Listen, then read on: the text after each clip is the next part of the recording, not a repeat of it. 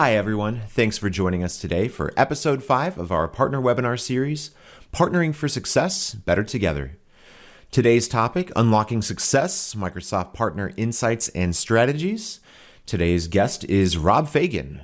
Rob is an author, speaker, and founder of Vemvito Consulting. He is an expert and leading authority for Microsoft partners and is on a mission to help partners demystify the success formula and become a go-to partner working with Microsoft. With that, let me turn things over to Sandy and let's get this conversation started. Thanks, Gordon. And Rob, as I bring you on camera here, once again, thank you for joining us today. Really looking forward to our discussion. Was wondering if, in your own words, you just take a couple more minutes to fill us in on anything else we should know about you before we actually jump into this discussion. Thanks, Sandy. And I'm excited to be here and excited to talk to everyone today. So thanks for that. Yeah, just a bit about me. I've been in the Microsoft ecosystem for 15 plus years now, coming up on 20 years. And so I've really had an opportunity to see Microsoft go through all kinds of iterations and all the different leaderships that we've seen over the years. And so I've really been passionate about growing that relationship and building that relationship from all different aspects of the partner community. So I'm excited to talk to you about it today. It's not like Microsoft makes any changes anytime, right? Right. Everything stays the same. They make a decision, it stays there. Yeah, we all know we have to pivot pretty quickly for Microsoft, so it's important to stay up on those things. So I just want to ask you a few questions. Like, in your opinion, what makes a partner successful in the eyes of Microsoft? Sure, it's a great question, and it leans into what you just said there about Microsoft changes. There's lots of different programs going on. They're always changing things up, but I think at its core, I've really realized over the last 15 plus years that there are three things that if you get these right as a partner, that's going to set you up for success in the Microsoft ecosystem. And I think back to my journey, and I started off at a Cisco partner. And if you can imagine, this was back in like 2003 to 2008. And Cisco and Microsoft, they were head-to-head competitors. And so I really had to understand what it was that made that relationship work. And as I said, there's really three core components. And at its core, the mindset that you approach Microsoft with is so important. You really have to understand how to work with Microsoft, how they want you to work with them. And so that's really a core mindset that you have to come to the table with. But then the next layer is your messaging. You really, really need to understand how to clearly and quickly articulate what your superpower is to Microsoft so that you understand, or Microsoft understands where you fit in their ecosystem. And that's something we may touch on a little bit later, but that's changing as well. I mean, it's the Microsoft Partner Program has changed, but you still have to have a message that resonates with Microsoft and resonates with what Microsoft is trying to accomplish. And then the third core component that I see as key to your success as a Microsoft partner is understanding the mechanics of working with Microsoft. So you think about things like Partner Center, you think about the Microsoft Cloud Partner Program, all these different mechanics, and not even the inside of Microsoft, but the mechanics that you operate your organization or your partnership with is really important to Microsoft so that they understand how you're integrated or how you're working with clients and how you're working with Microsoft as an organization. So there's really those three core components: the mindset, the messaging, and the mechanics. If you bring those to the table and you really understand how to work with those, that in my mind sets you up for real success with working with Microsoft. Yeah, great advice. And as far as the mechanics go, let's talk about Partner Center. Sure. When it comes to working with Microsoft, obviously it's the hub, it's where everything happens. How important is Partner Center? It is critical. I mean, it is. If you don't understand how to operate within Partner Center and how to maximize and operationalize Partner Center for your benefit and for the benefit of Microsoft so that they see what you're doing as a company and as a partner, it's really important that you use the tools they provide you in Partner Center so that you're not only communicating with the Microsoft field teams, the people that you want to interact with each day, but you're also communicating with Microsoft Corporate to say to Microsoft Corporate, look, we're all in on the Microsoft ecosystem. We've got our solution designation. We're focused on customer performance, customer success. We're focused on getting our people trained and skilled, and Partner Center is really the key to do that. Um, and so that's at the sort of partner organization level. But on top of that, you can also use Partner Center to share leads with Microsoft. And I encourage all the partners that I work with to share those leads with Microsoft. And I've been in this ecosystem for, as I said, 15 plus years, and I've never seen that be problematic. It's always been a benefit for me as a individual contributor, as an owner and founder of a Microsoft partner. It's always benefited me to share those leads with Microsoft, to share what I'm doing and how I'm making a contribution to the overall Microsoft ecosystem. So yeah, I agree 100%. And it's important for Microsoft to see that activity, right? If they yeah, see a partner that has a lot of activity going, and they see a partner that doesn't just have that activity, but they're closing business, right. that's going to be a partner that they're going to want to, make sure that they keep an eye on and work more closely with. And I do hear Absolutely. partners, they're afraid. I don't know why, but they're afraid to put that information in there. That's what I hear Yeah. all the time. I don't want, why do they need to know that information? Right. And, it's interesting because in Partnership, they give you the ability to say, look, I'm just going to share this. I don't need your help, or I want to share this and I'm looking for support. Right. So there's all kinds of different ways to share information. But to your point, Sandy, it is so critical for Microsoft to be able to see the activity you're doing as a partner and the contribution you're making. And it benefits the partner in terms of, to your point about Microsoft supporting you through programs, through Right. funding initiatives. All these different doors get opened up when Microsoft sees you contributing to the greater good of the ecosystem. Yeah, and a lot of times I think partners are afraid to share that information because they think they're going to end up competing with Microsoft. And, Right. and let's face it, most of us are in that SMB space anyways. They're not going to take a corporate, Microsoft team and put them on a 20 user Dynamics deal. No, no, It's crazy. absolutely. It's And I crazy. mean, you bring up a good point. The SMC market, that sort of mid-market, that is a huge opportunity for Microsoft. And Microsoft knows that they need partners to help them achieve their mission and their goals to reach all of these different companies. There's millions of companies in that space, and there is no way Microsoft will ever touch them individually as a company, and they rely on the partner ecosystem. So it's so important to keep in lockstep with with Microsoft there. Absolutely. What about we touched on the changes at Microsoft, and of course we've got the Microsoft Cloud Partner Program now, Yeah. MCPP, as they officially aren't supposed to say, but all of us call it that. Yeah. How do you see that that's affected partners? I mean, it's been a huge change. It has. It has it. And I know a lot of partners were struggling with it in the beginning because it was a huge change, not only in the way that Microsoft was measuring partners in terms of customer success, net new ads, customer performance. On top of all of that, there was an entirely new set of skilling requirements that partners need to achieve. So that was at first it seemed like a big setback for partners in that all of a sudden we went from a gold to nothing in some Right. cases. And so, I understand that it was a very painful transition for a lot of partners, but ultimately I think it was for the better. I think that as a Microsoft partner, it gives you a new way to differentiate yourself and to focus in on a specific solution designation or a specific set of products or services that you are uniquely positioned to serve your customers. And now Microsoft can see that. They can see if you're a Dynamics partner that this is what you've focused on. This is what you've chosen to build your business around. This is where your value is as a partner. And so I think it's really a great change for the positive, and I appreciate and understand the challenges that partners faced early on.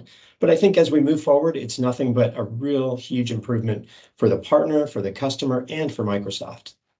Yeah, I'm seeing a lot of people starting to embrace it. It's Mhm. that classic resistance to change, right? It's our, true. I our mean, we all struggle with change from time to time. we And blame it on our customers, right? But we do the same. We do the same yeah, thing. But what yeah, I also do is I always say to customers, excuse me, I always say to partners too, okay, what did gold and silver really mean to you? And what right. did that really mean to the clients? I mean, sometimes, yes, it would show up as a question on an RFP, right? Sure. But in general, what does it tell people? It didn't tell them anything, where the new designations tell them exactly what areas of the Microsoft ecosystem that you specialize in. It's so true. Yeah, absolutely. And I think to your point that the gold and the silver just became long in the tooth. It really had no more true ability to differentiate one partner from another.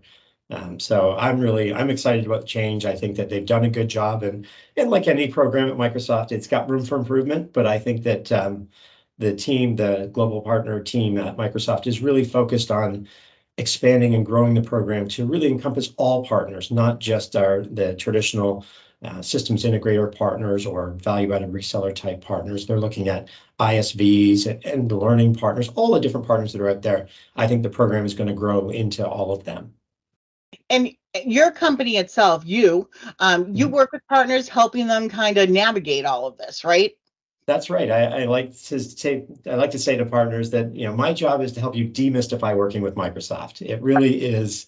I mean, when you think about it, it's a massive company. There's all kinds of different groups within Microsoft, and understanding how to work with each of those individual groups is what I try and help partners navigate. Is how do they set themselves up for success inside of Microsoft to become that sort of go-to trusted partner. And that's really the value that I try and bring to all the partners that I work with. And to me, that's what's important, right? I hear partners say to me all the time that are in that SMB, SMC space, I wish I was bigger. I wish I had a PDM. If I only had a Microsoft PDM. Yeah. That's not true. They need somebody like you. It's such an interesting point, is that partners, and I heard this, and at one point I suffered from this. Like, I thought that having a PDM was going to change the trajectory of my business when I started my last Microsoft partner back in 2015. And what I came to realize is that no, the partner, the PDM, although they're great and they want to do the right thing for you, I mean, they're also stretched across hundreds of partners. And so they really can only give you so much time and attention. And so what I learned is that you, as an owner, a founder, a leader, really need to understand how to navigate Microsoft for the benefit of your organization. Who are the right people to work with? What are the right industries to focus on? How do you manage your organizational profile in front of Microsoft? What do they see when they look at your organization? And it's so important in my mind that partners understand that they can control their destiny. They don't need a PDM to do that. The Right. PDM, although it can be beneficial at times, it can also present some new challenges. And I think that all the partners that have an opportunity to listen to this really need to understand that they can own all of the same things that a PDM can own. They can move the ball forward for the organization without that PDM. So Yeah, definitely. And I think, it gets to the whole P2P collaboration that we mhm. talk about all the time. Azamba, we are like 95% of our business comes from partnering. We're Yeah. like P2P on steroids, I say sometimes. And it all comes down to focus on that one area, right? Yeah. Concentrate on that one area, build up your expertise in that area, and then let's partner for everything else. Absolutely. It's so true. And Microsoft recognizes how valuable that is, because they understand that, unless you're a global systems integrator that has, thousands and thousands of employees crossing multiple disciplines, the partner community is made up of best of breed partners that focus on, like Azamba, you have your area of expertise, you have that thing that is your superpower. And Microsoft understands that they can bring multiple partners into an opportunity to help a customer really be successful by using the partners that are amazing at what they do. Just like I said, with Azamba, you can come in, and with the dynamic CRM, you can knock that out of the park. You are going to be, there is nobody better. You can walk in and do that. And there are partners that are in each of the disciplines like that. Their superpower is that particular solution designation or that particular industry, whatever it might be. So I think the whole P2P movement is really just getting started in the Microsoft world. Although it's been around a long time, I think with the new solution designations and the new Microsoft Cloud Partner Program, I think it's really set up to thrive now. Yeah, and I think just the fact that within the program they've changed up a little bit, the associations. I think Yeah, everybody has to look at associations again. Number right. one, from a partner center perspective, right? You need to make sure Yep. you're getting credit. Yeah. And a lot of people, I don't think they understand, like, just because you're selling the licenses you may not be getting credit each time. You have to reclaim that. Right. You know, Yeah. you have to make sure that you're associated with every transaction that you do with that client. Absolutely. You bring up a great point. The acronym CPOR, or Claiming Partner of Record, it used to be a challenge a few years back where there were only a few, designations, or there were only room for a few partners. But Microsoft has changed that, and now a partner can claim for the specific workload that they've helped to impact or to grow or to consume, help the customer grow, consume, use. And so it's so critical that you understand it. It's one of those things we alluded to earlier in the Partner Center. Why Partner Center is Yep. so important is that claiming partner of record is critical. It's critical on a number of planes. It's, for your solution designation, there are incentive dollars available for depending on the workload. So you need, as a company, you as a partner, you need to understand that it is critical that you capture CPOR for the work you're doing, which is also shows Microsoft, look, again, I'm contributing to the overall growth of the ecosystem, the Microsoft ecosystem. So great point around CPOR. Yeah, So and they're really encouraging that P2P play as well, because yes, oh, they're for now sure. making it to, like, if there are 3 or 4 partners that pull together to deliver a solution, all of them get a piece of the pie. Absolutely. Yeah, All of them can get absolutely. credit. Yeah. They do. They can get credit for the specific workloads that they're doing. And when you bring it all together, it moves the entire Microsoft stack forward. So it's a huge opportunity for partners to work together and really take away the what used to be the threat of competition. Now it's the cooperation to come together and move usage forward, move growth forward, add additional licensing capabilities and new solutions that Microsoft's offering. So I think it's a phenomenal time to be in the P2P community or the partner-to-partner community. Yeah, I think, the deeper we can get these clients into the Microsoft ecosystem, the better for all of us, Yeah, really. And really, everybody needs to start embracing one another as, let's work together versus, they are the competition or the frenemy. I love that. yeah, yeah. They're my frenemy. Right. Yeah. No, I think that to your point, it is time really to start bringing those partnerships closer together and really benefiting as an organization or multiple organizations coming together and helping the partner or helping the client achieve what they want. Yeah. One of the best places I've found, and it's somewhat of a selfish plug right now too, that I've found a lot of companies to work with is through the IAMCP, which, for those of you that don't know, is the big mouthful. It is. International Association of Microsoft Channel Partners. And that organization really brings together a lot of partners that are, complementary. They could, be in the same line that you're in, but they all kind of work together. And I know you're pretty active within IMCP as well. I am, and I think it's a phenomenal organization. I think it's a great way to meet other Microsoft partners that are, that have the same or similar missions to moving their clients forward. And it's a great group of people to network with and to understand with. And the other interesting part about the IMCP is their connection to Microsoft. So Microsoft tends to share a lot of really valuable information through the IAMCP. So for those partners that think about, oh, I don't have a partner manager, I don't know how to connect with Microsoft, the IAMCP facilitates that, where they bring in Microsoft to speak to the partners. So it's really giving you an opportunity as a member to talk directly to Microsoft. And so that's that on top of just the partnership and Yeah. the friendships that you make there, your ability to connect to and through Microsoft or through the IMCP with Microsoft is such a valuable benefit. And it's a great organization. And any Microsoft partner out there that hasn't joined or hasn't looked at the IMCP, I would encourage everyone to do that. I love you saying that as a member, because, as you know, I'm on the America's board. I'm the vice president, so it doesn't No, have I as much believe it cloud for me. wholeheartedly. I mean, to me, I've made some great friendships. I've made some great partnerships. I've enjoyed belonging to the organization. I think it's a very valuable investment of time and money. Yeah, I can't say enough good things about what the organization brings to the table.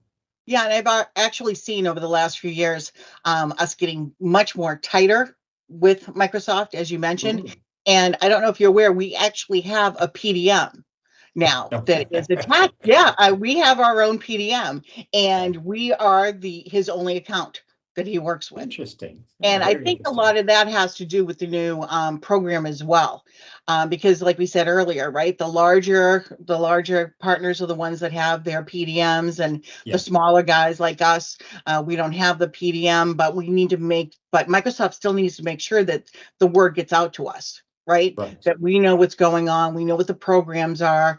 And I think they're starting to look at organizations like IAMCP that can bring all these thousands of partners together under one organization.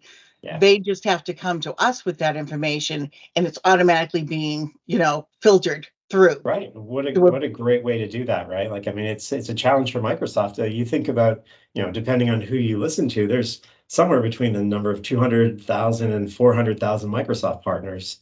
And so how does a company like Microsoft connect to them? And IMCP is a great way to do that, to just, as you said, it's thousands of partners brought into one ecosystem. So exactly. All right. So we've talked about a lot of existing Microsoft partners that have been in the ecosystem maybe for a while, and things that they can do to improve their business. What if you're new? I've just joined the Microsoft ecosystem. Yeah. What's next? What do I do? Yeah, well, if we think back to that framework I talked about with the mindset, the messaging, and the mechanics, you really need to understand that there's a set, and I look at it like it's a framework, and if you understand each of the components within the framework, you can be successful. So, as an example, in the mindset, I'm a big believer in it's an extreme ownership mindset. So if you want to partner with Microsoft, you really need to sit and think about, am I showing up as Microsoft's easy button, or am I difficult to work with? And what I mean by that, and I'll give a little story here, I'll share a little story, is that back in 2015, 2016, Microsoft came to me and said, look, we've got an issue with a client. We need them to move to Teams. They're challenged in doing that.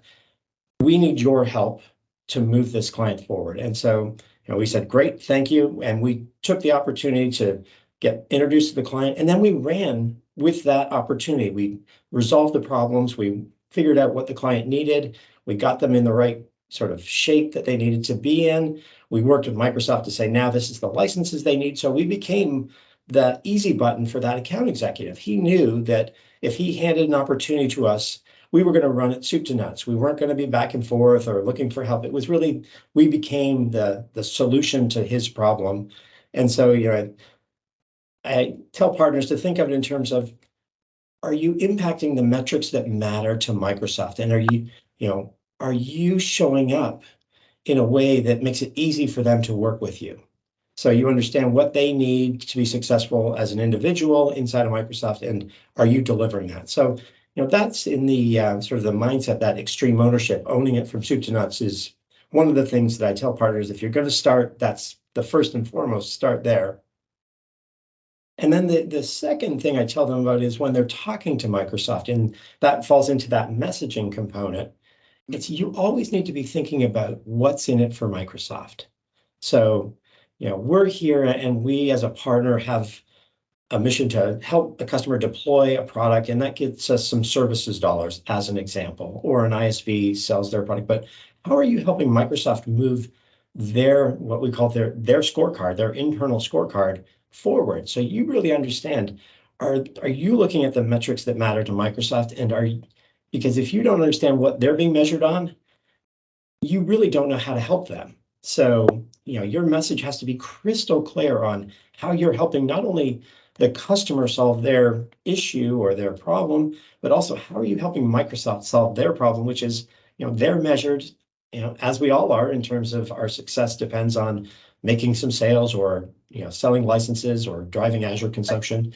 So it's really important. So those are the two areas, is that the extreme ownership, really understand what you've got there. And, as I said, one of the exercises I give people around the extreme ownership is think about how you're showing up, and are you making it easy for Microsoft? And then when you talk about the metrics, ask yourself, what are they being measured on, and focus on that. Do more of that, because that is what they're looking for. So those are two things that I think are important if you're starting out to understand your mindset and your message are going to be critical. And then you and I touched on a lot of the mechanics around Partner Center. That's obviously important, but those are the two areas I think are most important when you're starting out.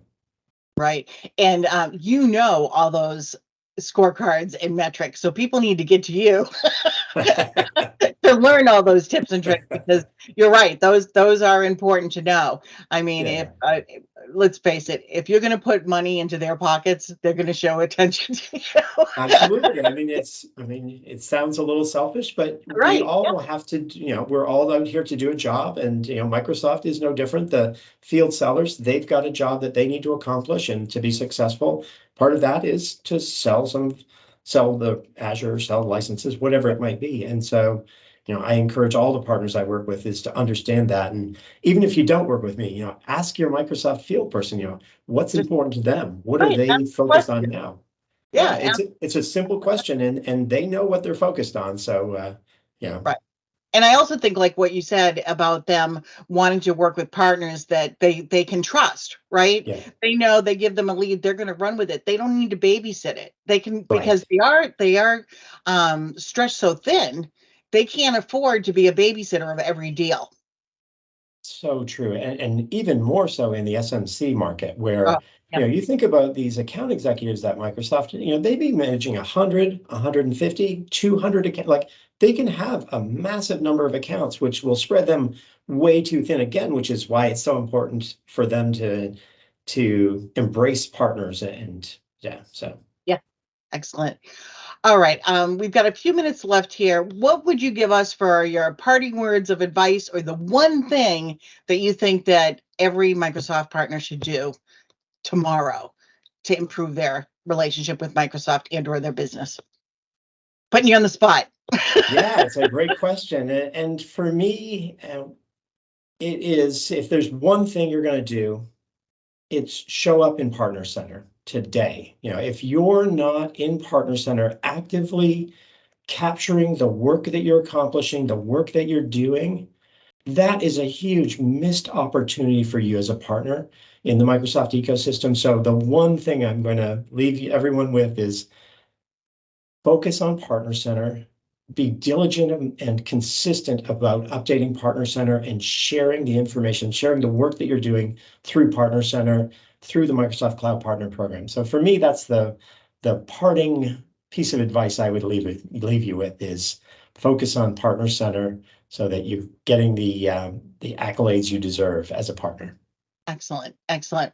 Rob, thank you once again for joining us today. Hopefully we'll have you on a future webcast as well, because I know we've just kind of the tip of the iceberg, as they say, with all of Yeah. the knowledge that you have. We have this partner series finishing out this year, and then we'll come up with our next series. So we look forward to having you on a future event. We will drop your contact information into the chat panel here so that people can reach out to you direct, or they can reach out to you via LinkedIn and connect with you. You always have some great content out there on LinkedIn, and I just love the fact that yes, you're looking for business, but you also will share these tips and tricks with people too, without them signing a contract. Absolutely. I'm so passionate about working with the Microsoft partner community and the entire Microsoft ecosystem. So anyone that has any questions, feel free to drop them in the chat, and I'd be glad to connect with you and answer those questions. So thank you, Sandy. I've really appreciated our time together. This has been a fun conversation. And like I said, I could talk about it forever. So Awesome. Well, thank you so much. And thank you, everybody, for joining us. We hope to see you on a future webcast, and go out there and sign those deals. Thanks, everyone. thanks, Sandy. Bye. All right. Once again, thank you everyone for joining us here today. On the screen, we have Sandy and Rob's contact information. Please feel free to reach out to either of them direct with any questions or comments you might have, or just to continue the conversation. And finally, don't miss our next episode. Eddie Bader, president of the International Association of Microsoft Channel Partners, will be our special guest. Eddie will be talking about the IAMCP and how becoming an IAMCP member opens doors for P2P opportunities, the benefits of membership, and how they provide its members with direct interaction with Microsoft subject matter experts and executives. This webinar will be held on July 26th at 1 p.m. Eastern.